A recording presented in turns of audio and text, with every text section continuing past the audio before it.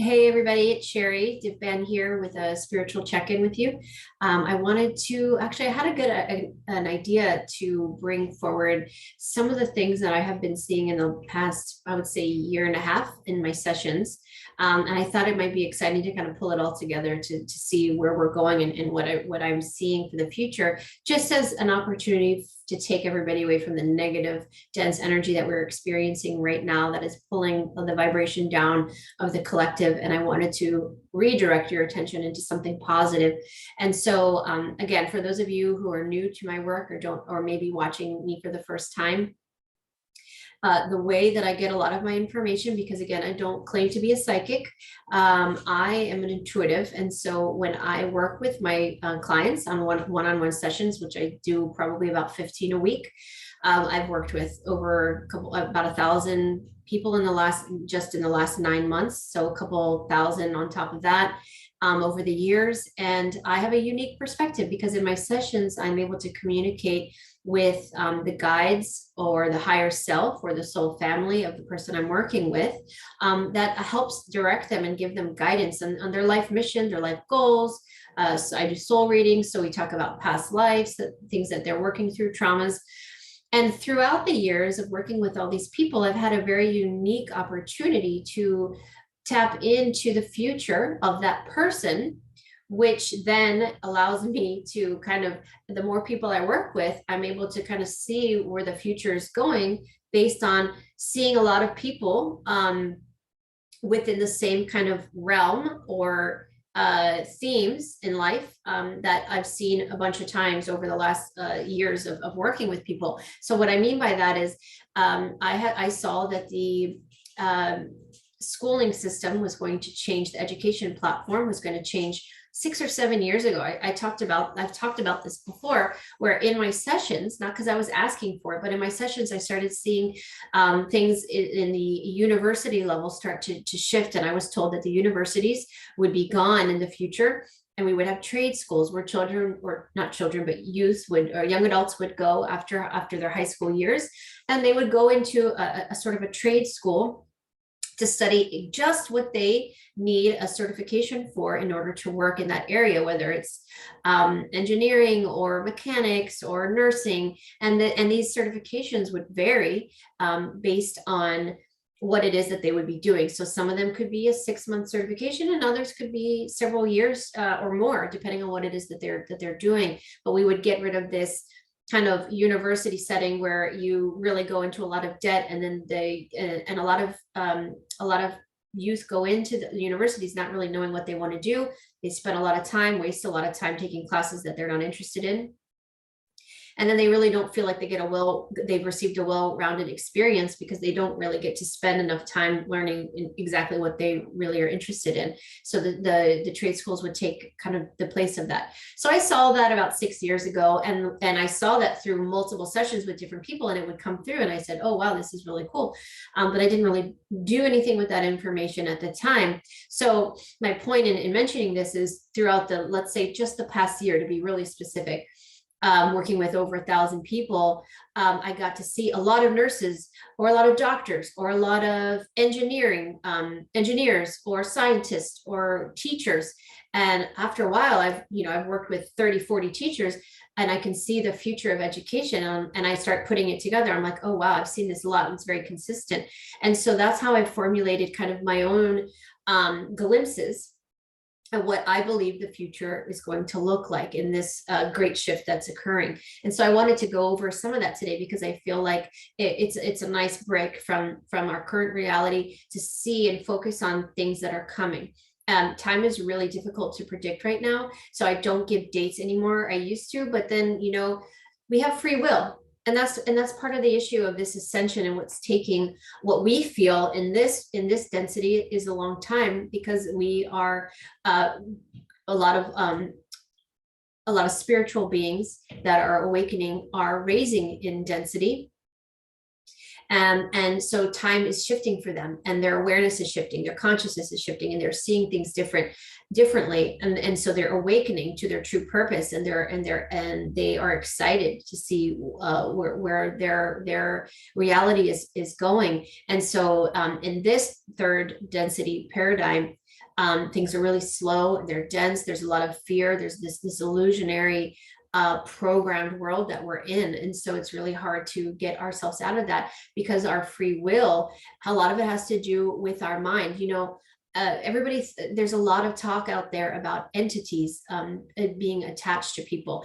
And I just want to say that yes, that is true, but there are a lot of people who are stuck in ego. They're just so programmed over generations of detriment and betrayals and guilt and disease and unforgiveness and all sorts of things that have played over and over in their timelines, where they become a very narcissistic person.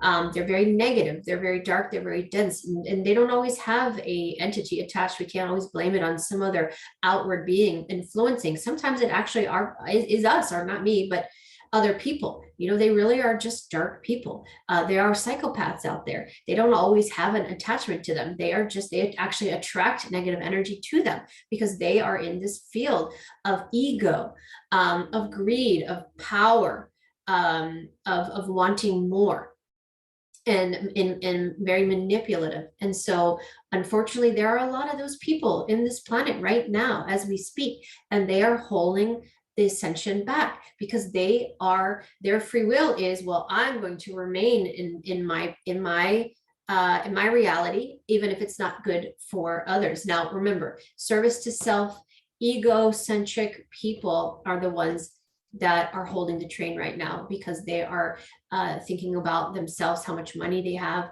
what their material items are, what education status they have, how big their home is, who their friends are, who they know.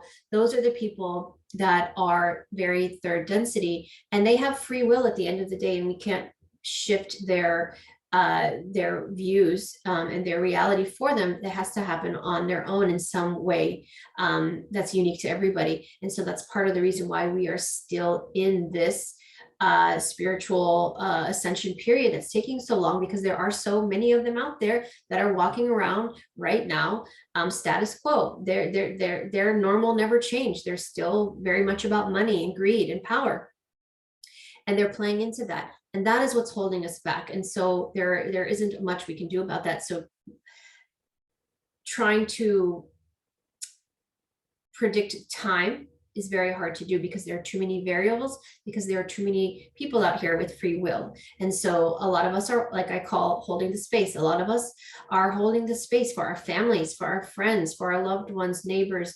We're holding the space energetically with our light, so that we can give people the opportunity to wake up. And a lot of people are. And I haven't lost faith, because I personally have clients that I work with that will email me and say, oh my gosh, I was so wrong. I did this and I woke up, and can you help me? This is all new to me. And they're very desperate. That's how I can tell that they're newly awakened, because a lot of the newly awakened people are desperate. They're in shock. They don't know who to trust or what to believe. There's a lot of disinformation out there right now too. So it's really pulling people into a very low vibrational field, and they are becoming disconnected from their higher consciousness. And so that is the delay right now. And so the best thing we can do is focus on the positive. That is what people like us on the sidelines, there are passive and active participants right now in this role of the ascension. The active people, souls, are the ones out there using their voice on podcasts, writing books, out there talking to people, raising awareness, trying to wake people up, do their best to be a positive influence. And they're out in the world and they're circulating among the masses. And then there are passive souls doing their role that are in it's just as important as the active roles, because they are holding the space energetically with their light. So they are literally in an area of the world that needs their light. I work with children who are in the public school system, and I've been told that their light is needed there, even though they aren't unhappy. They need, the children around them need their light. The buildings need their light. So the passive roles right now are just as important, because they are holding the space energetically, because it's all about bringing light to the planet, because the more light, the higher density we're able to be in individually and then collectively. And so that's what's happening right now. So it's really difficult to determine time. We're unschooling, we're deprogramming. I mean, it's happening every single day, just not in the speed of which some of us would like. I used to give the analogy of think of a basketball game or a football game, any game where we have the core players out on the field, and then we have the rest of the team on the sideline waiting on their benched. So there were a lot of people benched for a very long time in the spiritual community because there really wasn't anything we can do to move forward. So I always told them, hey man, you're just on the sidelines right now waiting your turn. Just hold the space, be patient, and your turn will be up, and then you're going to be in the game and you're going to have an active role in some way. But what I've been told recently is, actually, Sherri, there are no sidelines anymore. Even if somebody is not active, they're passive, their light is still involved in this spiritual evolution to wake people up. Even they're spread out all over the world.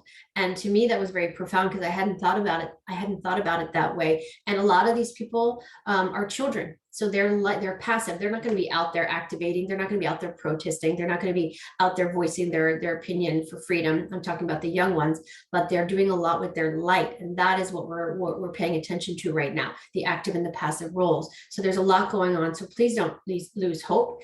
Please help us co-create the world that we want instead of focusing on the world that as we see it right now, because of a lot of it is illusionary. Don't focus on it. Focus your attention on what you want the world to look like. And if you could do anything in the world and money wasn't an option, what would you do with your time? What are you passionate about that you haven't been able to do your whole life because life was about money? Maybe you wanted to be an artist your whole life and you couldn't because you needed to provide for your family. Well, bring those art supplies back up. Doesn't mean that you're going to do it full time, but you need to bring moments of joy back into your life by doing things that make you happy. Going out in nature, going for a walk, being with your animals, volunteering at an animal shelter, volunteering at a homeless shelter. Doing whatever you can to be a positive influence on the world with your energy, because everybody is important and everybody's energy and light matters and makes a difference. And so starting with the education system, everybody knows that's my passion and I've already talked a lot about it, but what I see in the future of education is exactly what I'm showcasing, which is exactly what I'm fighting for our children to have an organic, holistic, intuitive, natural experience, non-competition based learning where it's self-driven.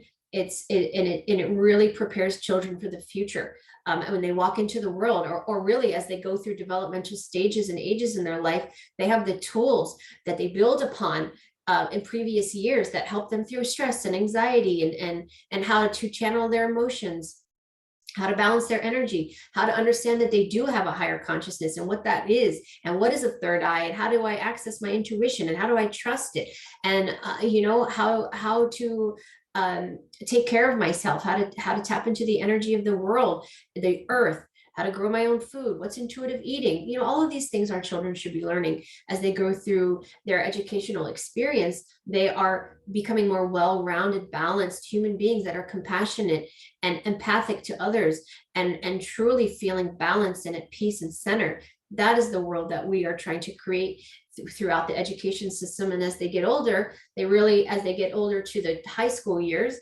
they are going to focus their studies more on what they're good at and what they enjoy. Maybe, some really love math and they want to just saturate themselves in the intellect, the analytical side of subjects, so that's what they'll do. Others, the ones that are more into art, they're going to thrive in an environment of creating all sorts of masterpieces in different ways, with different media. Some that really want to work with animals, then they're going to focus their attention and time on animal sciences, learning about animals, habitats, all of that. That is where the future of education will go. And then they go into internships and trade schools. And that way they are very well prepared for the job that they are going to end up doing, whatever that actually looks like. I think it's going to be more of us creating passion projects and doing things that we love, as opposed to doing things that we have to do for money. So all of that's going to change as well. But that's really where I see the education and that's the system going, and the paradigm collapsing and a new one being built. And that is what I'm doing that is my contribution, I believe, to the ascension and the future of this planet and the generations to come. And I hope one day my children look at me and say they're proud of of what I've done to be a part of this. And where they take it and where the future children take it, it's up to them. But at least we can say we did something to help. As far as what's next, medical. Okay, so I've also seen this for years before I completely understood what information I was receiving, the downloads that I was receiving, was that I was told repeatedly, stop using the word alternative modalities and treatments. We need to reverse it, and that's where we're headed. So we all know the medical system. I'm not going to get into it because I don't want to trigger any words that's going to get my channel taken down. But it's a system, just another system to create illness so that they can make money off of fixing our illness, which we never really fix. We just medicate. So we're going to reverse that slowly. Now, this is going to take a transition because there are a lot of people who really are dependent on the pharmaceuticals. And so it's going to take time to transition. But where I see over time is the alternative will become more primary. So we look more to the Eastern style of holistic wellness. So we have integrative therapists, physicians, osteopaths, acupuncturists, energy healers, biofeedback scanners, frequency, Rife machines. I mean, anything in the holistic realm is going to become primary. And then the alternative care will be taking it more to the traditional medicine that we have now. And as a last resort, let's say if all of those things fail, maybe we'll put somebody on a medication, but the doctors will be educated to be able to prescribe things and explain to people how they can become addicting and how they work with them on how to wean off of them. So it's not a life sentence anymore. And it really, truly is a last resort until we can, throughout time, breed this out of our generation pool, our DNA pool, so that the future generations are dealing with a lot of diabetes, high blood pressure, cholesterol, all of that, because our diets will change, the way we live, and we'll be more balanced. People that are doing things that we love, and we are not going to be sitting on the couch watching TV all day anymore. You know, a lot of elements will change. And so a lot of these created diseases will no longer be a problem. But I see that I see wellness centers and retreats, just like small boutique style. So instead of these big, huge hospitals, that will be smaller practices all over the world. And some communities may have their own private little practices that everybody goes to. But the idea is, just like there's Starbucks on every corner, there will be medical holistic wellness centers with that also have meditation and salt healing and all sorts of modalities, and sound baths, things like that. And that's where people go first. And that's where people understand that that's their first step, is the primary, holistic, intuitive, mental, physical, and emotional wellness. And that's where I see the universe headed, or the universe, the world, the earth headed. And so this is going to take a little bit of time. So it's slow progress. And then we slowly shift until we transition into the way in the future. I don't believe we will have any pharmaceuticals anymore. We will go back to Lemurian and Atlantis and indigenous times, where we have our cabinets filled with dried herbs, and no more of the pills. It's the actual remedies that grow here on the earth that we can combine and create and mix to help us with our ailments, because everything that we need is already right here. And the only reason we need extra help right now is because we are most of society is obese, immunocompromised, and not healthy. And it starts up here with the emotional wellness. And because we don't have that together right now, unfortunately, we are in need of a lot more assistance, med beds, things like that. But as we transition 50, 60 years from now, and we don't have those issues anymore, then we will be able to go back to self-healing, because I believe everybody has the ability to heal themselves, and they will be able to do what they need for themselves. And we may not actually need as many healing centers, and then they will kind of go away, and we'll have more wellness centers with meditation and yoga and things like that. But we won't need so many of them, because people will have healed by then. And then the future generations aren't going to be dealing with any of this. So trying to think if there's anything else I missed. There's so many things I could talk for hours, to be honest with you, but I just wanted to give you kind of a glimpse of what that looks like. Political, that's a big one. Now, I don't discuss politics, never have, probably never will on my podcast or my interviews. I don't like to get in that. I'm the type of person, I don't like to take a team. I'm just who I am. I believe what I believe, and I'm not going to take a side. And so I just remain neutral. I have my opinions, but I don't give them for a reason. And so what I see, but what I will say is that what I see in the future is going to looks more like what I see was in Lemuria, where instead of we have presidents, we're going to have councils of elders. And what I mean by elders is not age, okay? Elders meaning wisdom, and those that are of a higher density, they have life experience, both in this world and off world, to offer an abundance of knowledge that's in the highest good of humanity, that are not egocentric at all. They are completely service to others. And they're a different kind of person. And honestly, I've seen people as young as 5 or 6 years old, crazy, I know, on these councils, all the way through the teen years, up until young adults, and all the way up. So these councils, whatever you want to call them, they didn't give me a name, but I've heard things like councils. Gosh, what's the other one? I'm having a senior moment here. Oh my gosh, I can't think of the word. Anyways, you get my point. They are a group of people that have the highest interest of people in their mind, and then they will create divisions that will oversee. And I'm talking about the judges, all aspects. And so it's bringing democracy back, but in a whole new level, where there are true checks and balances, but it's a frequency. It's energetic. It's quantum. So you can't fake it. There is no power, because we can energetically connect and know what's right for the people, depending on what division we are focusing on: education, medicine, adoption and children, and their wellness. I mean, there's a plethora of options, but the point is, I don't see presidents where there's one person with power, and we all know that the president doesn't actually have that much power anyways.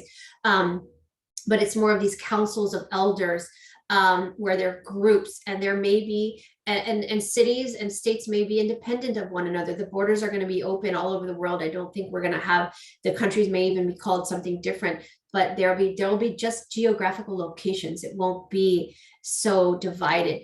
And so it could be one city or one state next to each other might have completely different rules, and that works with their community, and that's okay, as long as it aligns with the highest good of humanity. There may be some slight differences here and there, but the overall theme is unity, compassion, working together, and no more power, greed, manipulation. We're moving away from that. So the political structure has to shatter right now.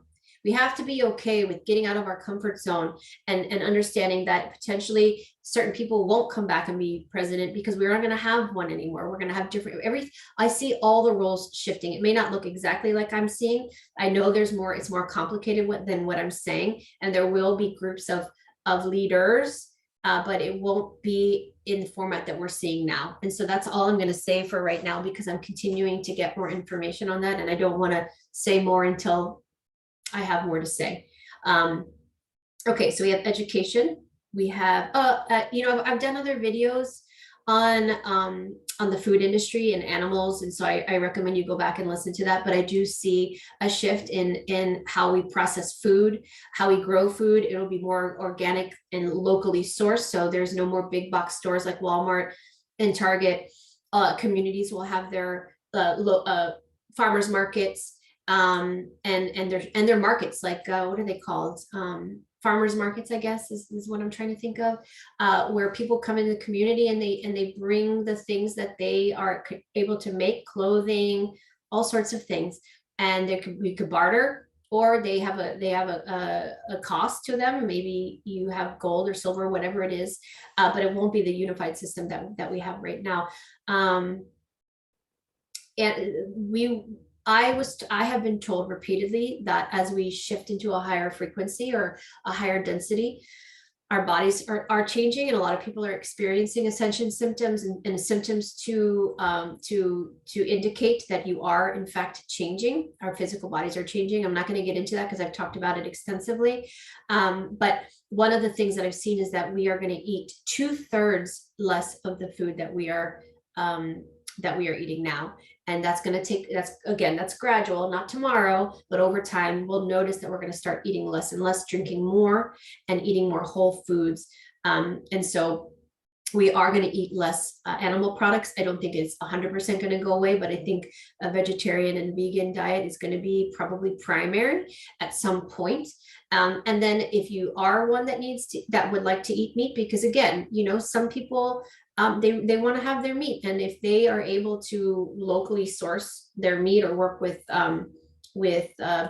butchers and farmers, and they are able to ethically and humanely take care of the animal and sacrifice the animal like our ancestors used to do, or indigenous tribes would do, then that's probably what's going to occur, but it'll be looking completely different than it is now. So most people will probably go vegetarian, but those that decide to continue to eat meat will do it in a completely different way. And all of those horses and cattle that are in these farms right now, brutally being treated poorly and under malnourished and just treated in very poor conditions, or living in poor conditions. I mean, I've talked about this in another video, but I'll briefly talk about it again. I see whatever the government looks like, then it's going to be called something different. But let's just say the humanitarians will reach out to people with land all over the world and say, you want to sponsor X amount of cows or horses and sheep, and they will give you a certain amount of money to take care of them. But we will be creating sanctuaries all over the world, all over the globe, for these animals to just be free. And so they're not going to be for food. And we can create opportunities for animal healing so people can visit, but in a very ethical and humane way, where the animals aren't showcased. It's not a zoo. People can come in and show their respects to the animals, go out into the fields with the animals, feed the animals, love the animals. It's great for children and really all ages, and reestablish a connection to our animal kingdom, because the animal kingdom is very special to me. And I've been working with animals my whole life. I'm a registered veterinary technician, and I have been working with animals my whole career, and I have a very deep connection to animals. And I have been told repeatedly that a lot of the animals that are extinct purposely chose to leave this earth because they just couldn't take the vibration and the abuse that a lot of them were enduring in the wild and domestic, and they've chosen to leave. And that's a sad thing, and we need to get back to respecting our animals, because I will say that majority of all of the animals are in a higher consciousness and more evolved than any human walking on this planet. And I won't say all, but a lot. They are not low dimensional beings that are beneath us. If anything, they are our greatest teachers, and they teach us humility. They teach us patience. They teach us kindness. Their animals are here to teach us so many different things, and we're going to go back to respecting them once again, and cherishing them. And I can't guarantee, but I've also been told that a lot of the species that have left the planet will come back. In what time frame, I don't know. If it's not in my lifetime, it could be 100 years from now. And who knows, maybe I'll be living in 100 years and I'll watch this video in 100 years from now. But I don't know that. I don't have all the answers, and I don't pretend to. I'm human just like everybody else. I'm putting myself out here on these videos just like everybody else that's doing the same. And we're trying our best to raise awareness and really put people in a positive state of mind, state of being. We are co-creating this world, and I'm trying to showcase to you how amazing of an opportunity I've had through my sessions working with a lot of you watching this. That's how I know these things. I don't sit there and pretend like I'm a Nostradamus and I channel and I try tell me everything.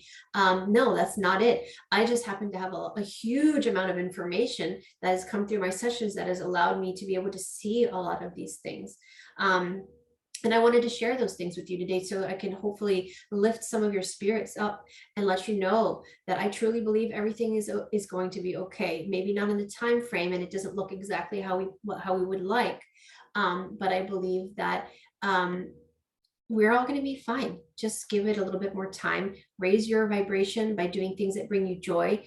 End relationships in your life for those that are bringing you down. Eat the right foods. Go connect with nature. Stop watching the TV so much. Do not watch the news. And reconnect. Laughter and love are the highest frequencies that we can be in. Enjoy your pets. Enjoy your family. Reconnect again. Go on walks in nature. Go swimming. Go surfing. Go skiing. Write. Get your journal out. Do some creative writing.